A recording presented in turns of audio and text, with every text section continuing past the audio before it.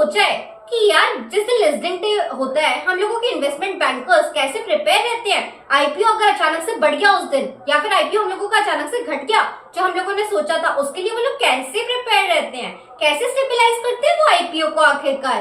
तो आज की वीडियो में गाइस हम यही जानेंगे।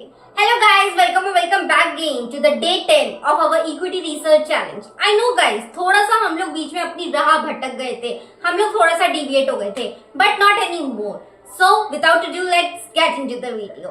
तो गाइस, ये समझने के लिए ना कि हम लोगों का आईपी कैसे प्रिपेयर रहता है आईपीओ को मैनेज करने के लिए, हमको थोड़े के थोड़े फाइनेंशियल टर्म सीखने पड़ेंगे। सबसे पहला टर्म जो हमको सीखना पड़ेगा वो होता है पोजीशन। ये पोजीशन क्या होता है यार? पोजीशन ना एक एटीट्यूड होता है हम लोगों के इन्वेस्टर का।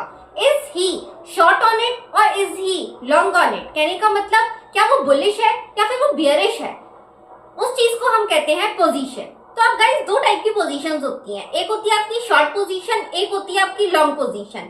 शॉर्ट पोजीशन होती है कि अब आप अपना शेयर बेचने वाले हो, ठीक है, और लॉन्ग पोजीशन होती है कि अब आप उस वाली शेयर को खरीदने वाले हो। तो गाइस, आप कब सेल करने वाले हो अपने शेयर को?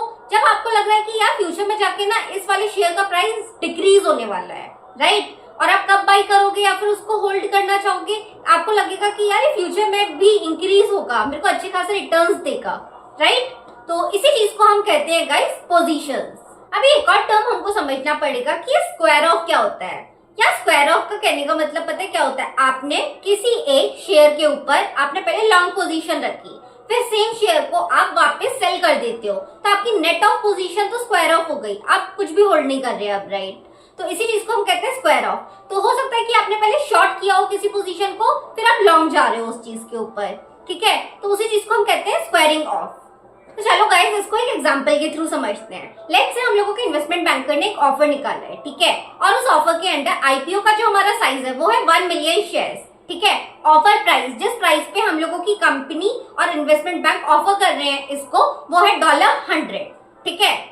लेट्स से हम लोगों ने रिसीव की हैं एप्लीकेशंस इस वाले प्रोसेस के लिए 3 मिलियन। हम लोगों ने निकाला सिर्फ 1 मिलियन के लिए था, लेकिन हमको 3 मिलियन आ गए, या बहुत ज्यादा आ गए, राइट? अब हम लोगों के इन्वेस्टमेंट बैंकर ने क्या किया, 1.85 मिलियन शेयर्स का जो हम लोगों का एप्लीकेशन आया था वो रिजेक्ट कर दिया और 1.15 मिलियन शेयर्स का एक्सेप्ट कर लिया। पर यार, तुमने एक चीज देखी, हम लोगों की इन्वेस्टमेंट बैंकर ने ऑफर किए थे 1 मिलियन, लेकिन उसने अब एक्सेप्ट कर लिया 1.15 मिलियन। ऐसा क्यों किया? सो गाइस, इस सिचुएशन को कहते हैं ओवर अलॉटमेंट, क्योंकि हम लोगों के पास 1 मिलियन शेयर्स थे जो हम लोगों के आईबी ने ऑफर किए थे, लेकिन उसने एक्सेप्ट कर लिया 1.15 मिलियन, ठीक है।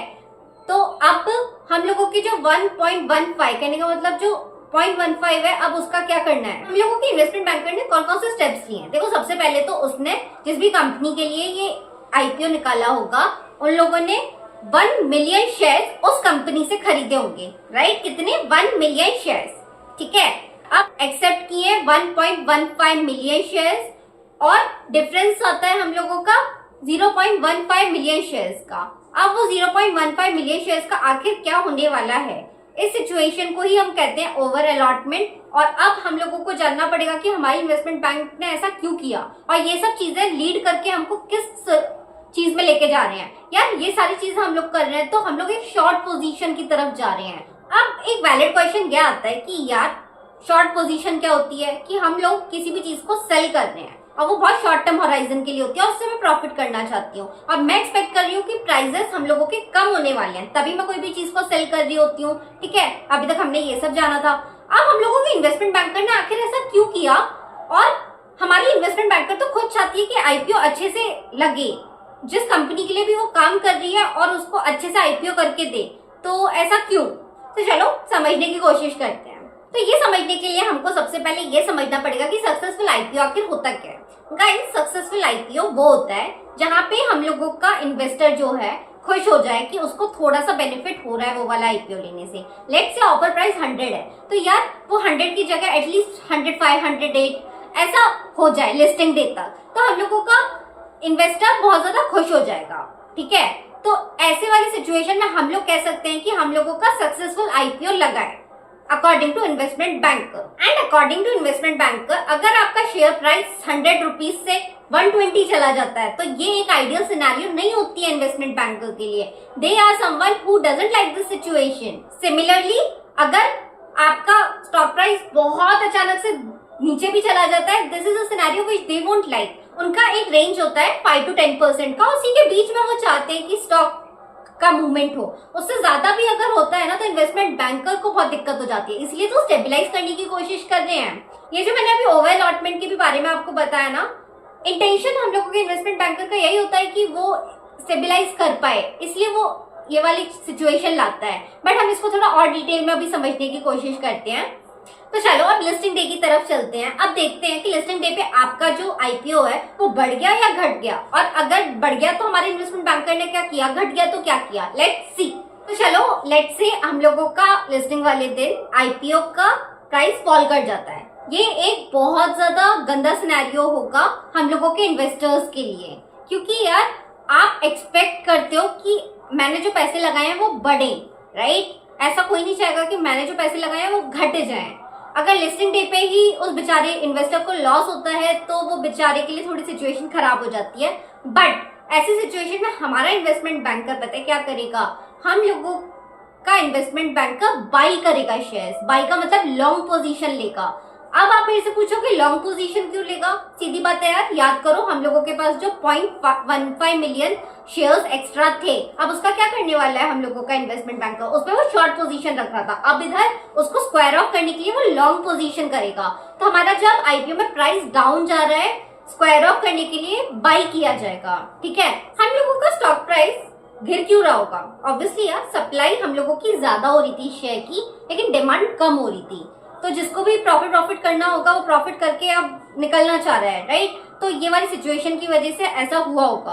तो ऐसी सिचुएशन में जब हमारा इन्वेस्टमेंट बैंकर ना बाई करता है ना ये वाली शेयर्स को, तो यह स्टेबलाइज हो जाता है हम लोगों का प्राइस। तो इस वे में हम लोगों का इन्वेस्टमेंट बैंकर स्टेबलाइज कर देता है जब भी हमारे आईपीओ में लिस्टिंग डे पे पैसा आईपीओ, हाँ क्या बोल रही हूँ मैं, तो ऐसे हम लोगों का इन्वेस्टमेंट बैंकर स्टेबलाइज कर देता है जब भी आईपीओ में शेयर प्राइस घट रहा होता है। वाओ आई डिड इट, ठीक है गाइस? तो ऐसा अभी हम लोग इसका ऑपोजिट रिएक्शन समझने की कोशिश करते हैं जब लिस्टिंग डे पे हम लोगों का आईपीओ का शेयर का प्राइस बढ़ेगा। So yes let's begin that. तो गाइस हम आगे बढ़े उससे पहले एक चीज और सोचो, हम लोगों ने कंपनी से इन्वेस्टमेंट बैंकर ने 100 रुपीज में खरीदा था शेयर, ठीक है? लेकिन अब वो बाई करने वाला है लेट से 95 में। हम लोगों के पुराने वाले सिनेरियो में घटा था प्राइस, राइट? तो 95 में बाई कर रहा है। यार तुम कोई भी चीज को 95 में बाई कर पा रहे हो जो तुमने कंपनी से ऑलरेडी 100 में खरीदा था, तो इनडायरेक्टली तुम्हारे पास तो प्रॉफिट हुआ ना अभी फिलहाल at this point in time. तो हम लोगों का जो इन्वेस्टमेंट बैंकर है उसने प्रॉफिट कमा लिया है 5 रुपीज पर शेयर, ठीक है? तो इस वे में क्या होगा, हम लोगों का एक इन्वेस्टमेंट बैंकर के पास प्रॉफिट मार्जिन इंक्रीज हो जाता है, ठीक है? अब वो प्रॉफिट मार्जिन का क्या करते हैं, क्या ये कंपनी को जाता है, इन्वेस्टमेंट बैंकर रखता है या फिर गवर्नमेंट को जाता है, ये भी मैं आप लोगों का डिस्कशन क्लोज करूंगी इसी वीडियो में होगा। लेकिन रुक जाओ, इससे पहले हम अब दूसरा वाला सिनेरियो कंप्लीट करते हैं जब हम लोगों का आईपीओ में लिस्टिंग वाले दिन शेयर का प्राइस बढ़ जाता है, वो वाला, ठीक है? तो ऐसे वाले सिनेरियो में भी ना मेरे माइंड में पहले चल रहा था कि यार हमारी कंपनी दोबारा सेल करेगी शेयर, क्योंकि उसमें बाई किया था ना तो इसमें सेल करना चाहिए, मैं ऐसा सोच रही थी। But I was so shock to know कि यार इस वाली सिचुएशन में भी हमारी कंपनी बाई करेगी। और फिर मेरा दिमाग क्लिक किया कि हाँ ना यार ये एक्चुअल में बाई करेगी, स्क्वायर ऑफ तो करना पड़ेगा, इसने ऑलरेडी सेल कर दिया है एक्स्ट्रा। तो अब इसको मोमेंटम में आने के लिए कहने का मतलब ये कर तो सकती 1 मिलियन शेयर ही है, अब इसे 1.15 मिलियन दे दिया है, तो यार इसको 1.15 में से 0.15 खरीदना पड़ेगा तभी तो स्क्वायर ऑफ होगा। अग्रीड? तो ये वाली एक चीज थी। अब यार तुम लोगों ने एक चीज नोटिस की कि उधर प्रॉफिट किया था हमारी कंपनी ने, मतलब हमारे इन्वेस्टमेंट बैंकर ने, है ना? कि सस्ते में हम लोगों ने शेयर्स खरीद लिए थे मार्केट से, और अब हम लोगों को महंगे शेयर्स खरीदने पड़ेंगे मार्केट से। इसका मतलब अब हमारी इन्वेस्टमेंट बैंकर को होगा लॉस, ठीक है? अब मैं बात करती हूँ आपसे, ये लॉस और जो प्रॉफिट हम लोगों को हुआ ये आखिर किसको जाएगा, ठीक है? तो देखो यार प्रॉफिट जो होता है ना आप लोगों का, ये प्रॉफिट आप लोगों का कभी भी at least in India investment banker नहीं ले सकता, कंपनी भी नहीं ले सकता। ये वाला प्रॉफिट जाता है हम लोगों के सेबी को, और सेबी में भी ये इन्वेस्टर्स को नॉलेज देने के लिए जो प्रोग्राम्स रन किए जाते हैं उसके लिए यूज होता है, ठीक है। तो ये बेसिकली इंडिया में तो आप यूज नहीं कर सकते, लेकिन बहुत सारे फॉरेन कंट्रीज में ये इन्वेस्टमेंट बैंकर को चले जाते हैं ये वाले पैसे जो भी होते हैं, ठीक है। अब एक और बात करते हैं कि यार अब जब मेरी कंपनी इन्वेस्टमेंट बैंकर को लॉस हो गया है तो ये वाला लॉस कौन बियर करेगा। तो यार ये लॉस वाली बात में ना हम लोगों का इन्वेस्टमेंट बैंकर बहुत तेज होता है। ये क्या करता है यार, ऐसी सिचुएशन ना आए जहाँ पे उसको लॉस हो, तो वो क्या करता है ना, जब क्लॉसेस बनाए जा रहे होते हैं तो ये एक क्लॉज डाल देता है, और इस क्लॉज में वो मेंशन कर देता है कि अगर मेरा शेयर प्राइस बढ़ जाता है आईपीओ के लिस्टिंग डे पे तो मेरे को तो आपको वापस करने ही पड़ेंगे शेयर्स को हेयर ऑफ करने के लिए, क्योंकि यार ये जो 0.15 मिलियन शेयर्स आपके पास एक्स्ट्रा हैं, जो भी हम लोगों का इन्वेस्टमेंट बैंकर है, कहाँ से आए होंगे यार। ये लोगों ने बोरो किए थे हमारी कंपनी से, जिसको भी आईपीओ निकलवाना था, उनके फाउंडर से बोरो कर लिए होंगे और बोला होगा कि हम आपको बाद में दे देंगे, ठीक है। ये इनकी डील हुई होगी। अब उसी डील के अंदर ये एक और क्लॉज डाल देते हैं, हम उस पॉइंट इन टाइम पे मार्केट से शेयर नहीं खरीदने वाले, क्योंकि प्राइस बढ़ गया है, मेरे को बहुत लॉस होगा। मैं क्या करूंगा, मैं शेयर्स आपसे ही बाई कर लूंगा, आप ही की कंपनी से। तो ऐसा करने से क्या होगा ना, वो प्री डिटरमाइंड एक फिक्स कर दिया होगा, एक राइट मिल जाएगा। इसको ही हम कहते हैं कॉल ऑप्शन, ठीक है ना गाइस, राइट टू बाई, ठीक है, राइट टू बाई। तो और ये प्री डिटरमाइंड प्राइस पे होता है, तो वो ऑलरेडी डिटरमाइन कर दिया जाता है, उस प्राइस पे फिर वो शेयर्स खरीद लेगा।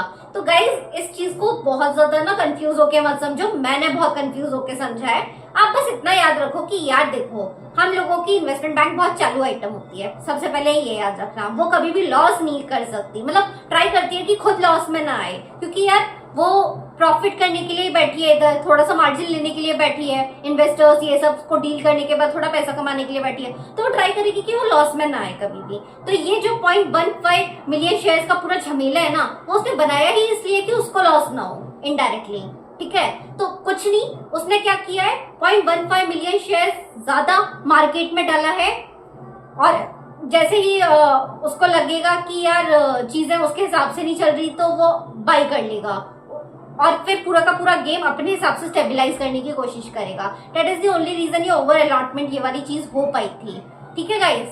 तो जो अभी हम कॉल ऑप्शन की बात करते हैं उसी को ही हम ग्रीन शू ऑप्शन बोलते हैं, ठीक है।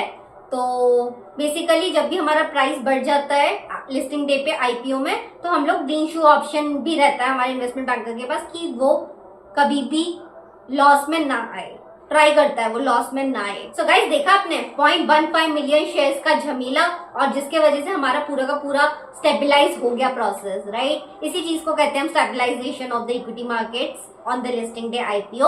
सो गाइस आई होप आपको मजा आया होगा। मेरे को ये वाली चीज समझने में पढ़ने में थोड़ा टाइम लग गया था, बट ठीक है, मैंने आपको समझाने की कोशिश की है जैसे मैंने समझा है उस वे में।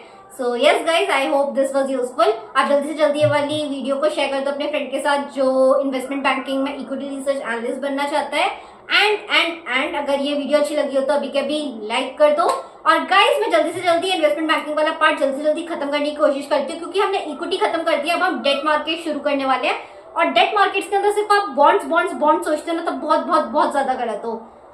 और कौन कौन से इंस्ट्रूमेंट्स है चलो जानेंगे हम अगली वीडियो में, ठीक है गाइस। जल्दी से जल्दी ये इन्वेस्टमेंट बैंकिंग खत्म करते हैं, फिर हम लोग एक्सेल की तरफ बढ़ेंगे और हम लोग एक्सेल के फॉर्मूलाज प्रैक्टिकल वर्ल्ड में यूज करना सीखेंगे। So yes guys, I am very excited to start that. I will see you guys in the next video. Take care, bye bye.